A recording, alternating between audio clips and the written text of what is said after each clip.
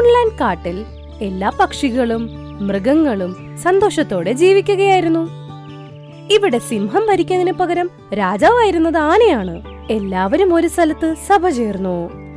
ചിങ്കിക്കിളി ഒരു മരത്തിന്റെ മുകളിലിരുന്ന് ഇതെല്ലാം കണ്ടുകൊണ്ടിരിക്കുകയായിരുന്നു. അപ്പോഴേക്കും അവിടെ ഒരു പ്രാവ് വന്നു. ഹലോ ആന മഹാരാജാവേ, എന്റെ പേര് സോനുപ്രാവെന്നാ. ഞാൻ തൊട്ടടുത്തുള്ള വനത്തിൽ നിന്നാണ് വരുന്നത്. അതിനെ 2 സിംഹങ്ങളുടെ വനമെന്നാ പറയുന്നേ. ഓ, അങ്ങനെയാണോ? പറഞ്ഞോളൂ സോനുപ്രാവേ, എന്തിനാണ് ഇങ്ങോട്ട് വന്നത്? ചില പ്രധാന ജോലികളുണ്ടായിരുന്നു. ഞങ്ങളുടെ കാട്ടിലെ കുളത്തിന് ഒരു ശാപമുണ്ട്. അതിൽ മഴക്കാലത്ത് മാത്രമേ വെള്ളം ഉണ്ടാവുള്ളൂ. അല്ലാത്തപ്പോഴതെപ്പോഴും വരേണ്ടതായിരിക്കും. അത് കാരണം കാട്ടിലെ മൃഗങ്ങളെല്ലാം ദാഹിച്ച് വലയുകയാണ്, അസുഖം ബാധിക്കുകയാണ്. കുറേ പേര് മരിച്ചും പോയിരിക്കുന്നു. ഇത് വളരെ വലിയൊരു പ്രശ്നമാണ്. ഇതിനുള്ള പരിഹാരം നിങ്ങൾ ആരോടും ചോദിച്ചില്ലേ? ഞങ്ങളുടെ കാട്ടിൽ താമസിക്കുന്ന ജ്യോതിഷിയായ കുരങ്ങൻ പറഞ്ഞത് ഞങ്ങളുടെ കാടിനുള്ള ശാപം ഒരു പക്ഷിക്ക് മാറ്റാനാവൂ എന്നാണ്. അതൊരു നീലവർണ്ണമുള്ള പക്ഷിയാണ്. അതിന്റെ ചുണ്ടുകൾ ചുവന്നതാണ്. മഴക്കാലത്ത് ആ പക്ഷി ഞങ്ങളുടെ കുളത്തിൽ കുളിച്ചു കഴിഞ്ഞാൽ പിന്നെ ഞങ്ങളുടെ കുളത്തിനേറ്റ ശാപം പൂർണ്ണമായി മാറുന്നതാണ്. പിന്നീട് ഒരിക്കലും ഞങ്ങളുടെ കുളം വറ്റി വരളുകയില്ല. ആ പക്ഷിയെ കണ്ടെത്താൻ ഞങ്ങൾ ഒരുപാട് ശ്രമിച്ചു മഹാരാജൻ. പക്ഷെ അങ്ങനെ ഒരു പക്ഷിയെ ഞങ്ങൾക്ക് കണ്ടെത്താനായില്ല. അതുകൊണ്ട് ഞങ്ങളുടെ കാട്ടിലെ 2 രാജാക്കന്മാരും നിങ്ങളുടെ കാടിനെ ആക്രമിക്കാനായി ആലോചിക്കുകയാണ്. നിങ്ങളെ അവർ യുദ്ധത്തിൽ പരാജയപ്പെടുത്തിയാൽ നിങ്ങളുടെ ഈ കാട് ഞങ്ങളുടെ കാട്ടിലെ സിംഹരാജാക്കന്മാർ ചേർന്ന് ഭരിക്കുന്നതാണ്. പിന്നീട് ഞങ്ങളുടെ കാട്ടിലെ എല്ലാ മൃഗങ്ങളും ഇവിടെ താമസിക്കുന്നതായിരിക്കും. ഞാൻ അങ്ങേ ഇത് ധരിപ്പിക്കാൻ വന്നതാണ്. ഒന്നുകിൽ തോൽവി സമ്മതിക്കാം, അല്ലെങ്കിൽ യുദ്ധത്തിന് തയ്യാറാവാം. ഇത് കേട്ട് എല്ലാവർക്കും ടെൻഷനായി.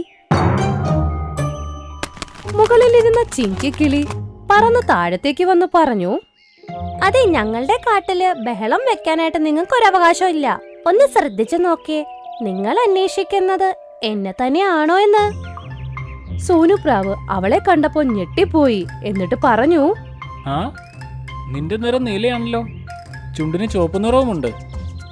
അപ്പൊ നിങ്ങളുടെ സിംഹരാജാവിനോട് പോയി പറഞ്ഞോളൂ, അടുത്ത ആഴ്ച മഴ വരുമ്പോഴേക്കും എന്നെ വന്ന് കൊണ്ടുപോകാൻ. ഞാൻ നിങ്ങളുടെ കൂടെ വന്നോളാം.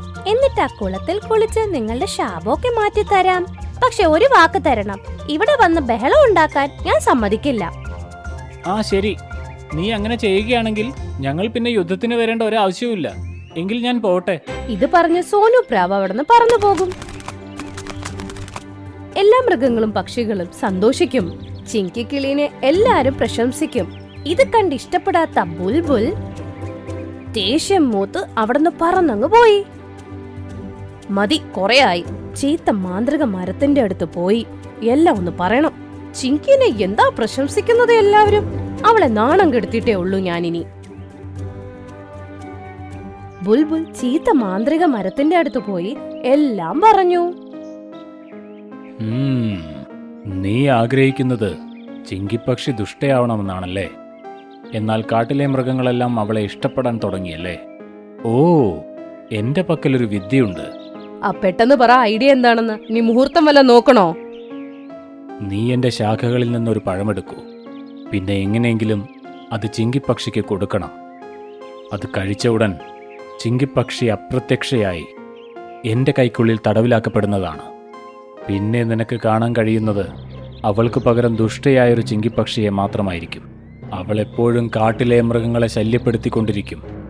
അപ്പോഴെല്ലാവരും യഥാർത്ഥ ചിങ്കിപ്പക്ഷിയെ വെറുക്കാൻ തുടങ്ങും. ആഹാ, ഇത് നല്ലൊരു ഐഡിയ ആണല്ലോ. അങ്ങനെ ബുൽബുൽ ഒരു ആപ്പിൾ എടുത്ത് ചിങ്കിക്കിളിയുടെ അടുത്തെത്തി. ചിങ്കിക്കിളി, നീ എന്നോട് ക്ഷമിക്ക്. എനിക്ക് നിന്നോട് ഇനി ഫ്രണ്ട്ഷിപ്പ് വേണം. ഞാൻ നിനക്ക് സ്നേഹത്തോടെയാണ് ഈ ആപ്പിള് കൊണ്ടുവന്നിരിക്കുന്നത്. നീ ഈ ആപ്പിള് തിന്ന നീ എന്നോട് ക്ഷമിച്ചു എന്ന് ഞാൻ കരുതും. ഇത് കേട്ട് ചിങ്കിക്കിളി ആ ആപ്പിള് 2 കൊത്തു കൊത്തും. അത് കഴിച്ചതോടെ അവൾ അപ്രത്യക്ഷമായി. ചിങ്കിക്കിളിയെ പോലെ ഇരിക്കുന്ന വേറൊരു കിളി പ്രത്യക്ഷപ്പെട്ടു. അത് കൊള്ളാം, മാന്ത്രിക മരത്തിന്റെ മാന്ത്രികം ഫലിച്ചു. ഇനി രസമാ. അങ്ങനെ ചീത്ത ചിങ്കിക്കിളി കാട്ടിലെ എല്ലാ മൃഗങ്ങളെ ശല്യപ്പെടുത്താൻ തുടങ്ങി. അവൾ ഒരു ദിവസം കൊണ്ട് കാട്ടിലെ എല്ലാ മൃഗങ്ങളെയും അത്രയും ബുദ്ധിമുട്ടിച്ചു. അതുകൊണ്ട് എല്ലാവരും ആന രാജാവിന്റെ അടുത്തെത്തി.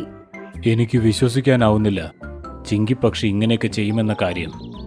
നിങ്ങൾ അവളെ വലിയ സംഭവമായിട്ടല്ലേ കരുതിയത്? ഇപ്പൊ നിങ്ങൾക്ക് അവളുടെ തനിരൂപം മനസ്സിലായില്ലേ? ചിങ്കിക്കിളിയെ കുറിച്ച് എല്ലാ മൃഗങ്ങളും കുറ്റം പറയണത് കേട്ട് ബുൾബുലിന് ഭയങ്കര സന്തോഷമായി. അപ്പോഴേക്ക് ചീത്ത ചിങ്കിക്കിളി അവിടെ വന്നു. നിങ്ങൾ എല്ലാരും എന്താ ഇങ്ങനെ ഇരിക്കണേ, ചത്തതുപോലെ? ആനരാജാവ് എന്തെങ്കിലും പറയുന്നതിന് മുമ്പ് സോനു പ്രാവ് അവിടേക്ക് വന്നു. ആന മഹാരാജാവേ, മഴക്കാലത്തിന്റെ സമയം വന്നിരിക്കുന്നു. അങ്ങന്റെ കൂടെ ചിങ്കിപ്പക്ഷിയെ അയക്കൂ. ഇവൾ ഞങ്ങളുടെ കുളത്തിൽ കുളിച്ചു കഴിഞ്ഞാൽ കുളത്തിന് ശാപമോക്ഷം കിട്ടുന്നതാണ്. ഞങ്ങളുടെ പ്രശ്നങ്ങൾ അവസാനിക്കുകയും ചെയ്യും. എടാ പൊട്ടം പ്രാവേ, എനിക്കെന്താ വട്ടാണോ നിന്റെ കാട്ടിൽ വന്ന് നിന്റെ കാടിനെ രക്ഷപ്പെടുത്താനായിട്ട്? നിന്റെ കാട് ചത്തു പോവാണെങ്കിൽ ചത്തുപോട്ടെ, ഞാൻ എന്തിനാ നിന്റെ കൂടെ വരുന്നത്? ചിങ്കി, നീ ഇതെന്തൊക്കെയാ പറയുന്നത്? നീ തന്നെയല്ലേ പറഞ്ഞത് അവരുടെ കുളത്തിന്മേലുള്ള ശാപം മാറ്റിക്കൊടുക്കുമെന്ന്? ഞാനൊന്നും പോകുന്നില്ലേ. കാര്യങ്ങൾ എങ്ങനെയാണെങ്കിൽ നിങ്ങൾ എല്ലാവരും ഒരു യുദ്ധത്തിന് തയ്യാറായിക്കോളൂ. ഞാൻ 2 സിംഹരാജാക്കന്മാരോടും വിവരം പറയാൻ പോവുകയാണ്. ഞങ്ങൾ തീർച്ചയായും ഈ വനത്തെ ആക്രമിക്കുന്നതാണ്. ഇതും പറഞ്ഞ് സോനു പ്രാവ് അവിടുന്ന് പറന്നുപോയി. എല്ലാ മൃഗങ്ങളും ആലോചനയിൽ മുഴുങ്ങി. എന്റെ കാടിതാ നശിക്കാൻ പോകുന്നു. ഒരാനയായി എനിക്ക് 2 സിംഹങ്ങളോട് ഏറ്റുമുട്ടാൻ കഴിയില്ല. അപ്പോഴേക്കും ബുൽബുലിന് അവൾ ചെയ്ത തെറ്റ് മനസ്സിലായി. അങ്ങനെ അവളെല്ലാം പറയുന്നു, ഇതെല്ലാം എന്റെ തെറ്റാണ്. ചിങ്കിക്കിളി ഇതിനകത്തൊരു തെറ്റും ചെയ്തിട്ടില്ല. എന്താ നീ പറഞ്ഞത്? നീ എന്താ പറയാൻ ഉദ്ദേശിക്കുന്നത്? അന്നത്തെ ദിവസം ചിങ്കിക്കിളിനെ എല്ലാരും പ്രശംസിക്കുന്ന കണ്ടപ്പോ എനിക്കത് സഹിച്ചില്ലായിരുന്നു. അന്നേ ദിവസം ചീത്ത മാന്ത്രിക മരത്തിലെ ആപ്പിള് ഞാൻ ചിങ്കിക്കിളിക്ക് കൊടുത്തായിരുന്നു. അങ്ങനെ ചിങ്കിക്കിളി ആ ആപ്പിള് കഴിച്ചതോടെ അതിന്റെ തടങ്കലിലായി. അവളെ പോലെ കാണാനിരിക്കുന്ന വേറൊരു കിളി പ്രകടമായി. നിങ്ങളിപ്പോ ഈ കാണുന്ന ചിങ്കിക്കിളി ശരിക്കുള്ളതല്ല.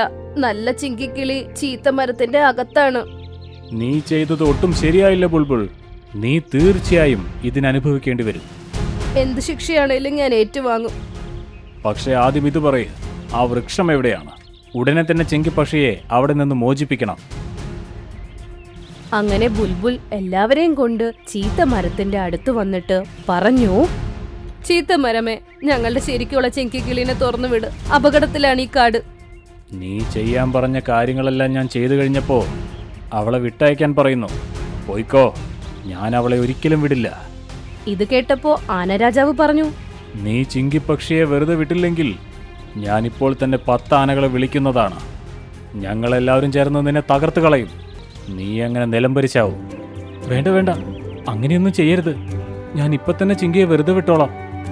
ഇത് കേട്ടതോടെ മരം അതിന്റെ വാതില് തുറന്നു. അങ്ങനെ ചിങ്കിക്കിളി പുറത്തേക്ക് പറന്നു വന്നു. നിങ്ങളെ എല്ലാരെയും കണ്ടപ്പോ എനിക്ക് ഒരുപാട് സന്തോഷം തോന്നുന്നു.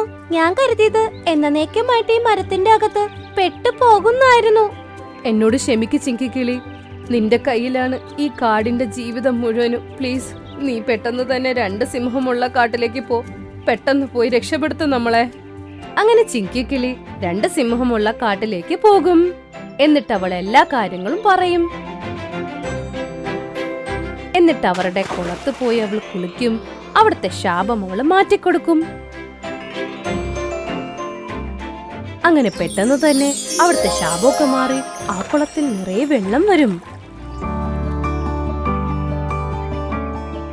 നിന്നോട് ഒരുപാട് നന്ദിയുണ്ട് ചിങ്കിപ്പക്ഷി. നീ കാരണം ഞങ്ങളുടെ കാടിന് ശാപമോക്ഷം കിട്ടിയിരിക്കുകയാണ്. എന്നാ ഞാൻ പോകട്ടെ. ചിങ്കിക്കിളി അവളുടെ കാട്ടിലേക്ക് തിരിച്ചു വരും. എല്ലാ മൃഗങ്ങളും ചിങ്കിക്കിളിയോട് നന്ദി പറയുകയും ചെയ്യും. അങ്ങനെ ബുൽബുൾ അവളുടെ ശരിക്കുമുള്ള സുഹൃത്തായി എന്നും കൂടെ തന്നെ ഉണ്ടായിരുന്നു.